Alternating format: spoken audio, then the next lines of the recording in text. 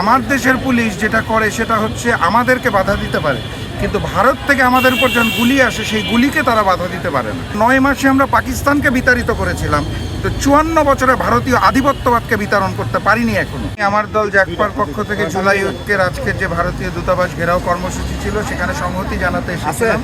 জুলাই ঐক্যর মঞ্চ থেকে তারা যে ঘোষণা দিয়েছে সেটা হচ্ছে 31 তারিখ, এই বছরের 31 তারিখ পর্যন্ত তারা সময় দিয়েছে। যদি এই সময়ের মধ্যে দাবি মানা না হয় তাহলে তারা বলেছে কঠোরতম কর্মসূচি দিবে।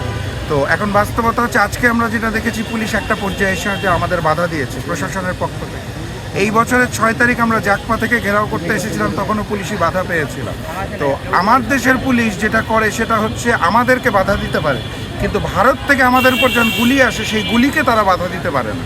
আমি প্রশাসনকে বলতে চাই, অন্তর্বর্তী সরকারকে বলতে চাই যে হাসিনা মুক্ত বাংলাদেশ, ফ্যাসিস্ট হাসিনা মুক্ত বাংলাদেশে ভারতীয় আধিপত্যবাদ এবং আগ্রাসনকে আমরা মেনে নেওয়ার জন্য প্রস্তুত নই। অতএব আমাদের এই আন্দোলন সংগ্রাম চলবেই।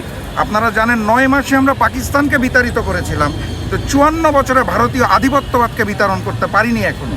এটাই সঠিক সময়, তৌহিদি জনতা একত্রিত হবে, আমরা ভারতীয় আধিপত্যবাদ এবং আগ্রাসন মুক্ত বাংলাদেশ পাবো।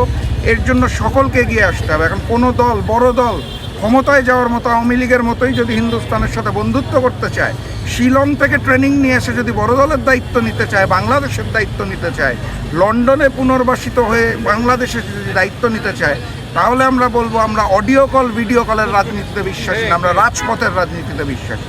অতএব জনতার কাতারে আসুন, নতুন বাংলাদেশ গড়ার জন্য কাঁধে কাঁধ মিলিয়ে কাজ করুন। ভারতীয় আধিপত্যবাদ বাংলার মাটিতে আর মেনে নেওয়া হবে না।